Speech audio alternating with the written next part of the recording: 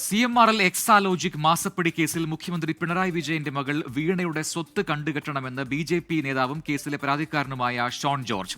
ഇക്കാര്യം ആവശ്യപ്പെട്ട് ഷോൺ ജോർജ് SFIOയ്ക്ക് കത്ത് നൽകി. രാഷ്ട്രീയക്കാരിൽ നിന്നും CMRLന് എന്ത് ലാഭം കിട്ടിയെന്നതിൽ CBI അന്വേഷണം ഉണ്ടാവണം. പണം കൈപ്പറ്റിയത് ക്രിമിനൽ കൊള്ളയ്ക്ക് വേണ്ടി മാത്രമാണെന്നും ഷോൺ ജോർജ് പറഞ്ഞു.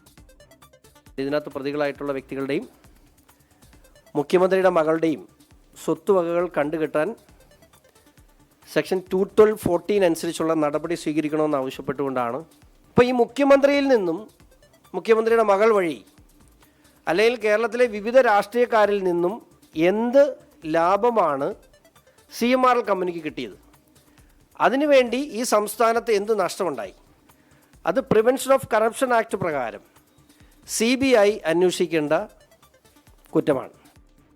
വിഷ്ണു സുരേഷ് ചേരുന്നുണ്ട് കൊച്ചിയിൽ നിന്നും. വിഷ്ണു, ഈ മാസപ്പടി കേസുമായി ബന്ധപ്പെട്ടാണ് ഇപ്പോൾ ഷോൺ ജോർജ് പുതിയ ആവശ്യവുമായി രംഗത്തെത്തിയിരിക്കുന്നത്. ഈ വീണയുടെ സ്വത്ത് കണ്ടുകെട്ടണം എന്നാണ് പറയുന്നത്. എന്താണ് അത്തരമൊരു ആവശ്യത്തിന് പിന്നിൽ? അതിന് എന്തെങ്കിലും വിശദീകരണം ഷോൺ പറയുന്നുണ്ടോ? പ്രജിൻ, SFIO റിപ്പോർട്ട് പ്രകാരം CMRL കമ്പനിയിൽ 282 കോടിയുടെ തിരിമറി നടന്നിട്ടുണ്ടെന്നാണ് കണ്ടെത്തൽ. അതിൽ 2.8 കോടി രൂപ വീണയുടെ അക്കൗണ്ടിലേക്ക് പോയിട്ടുണ്ട്.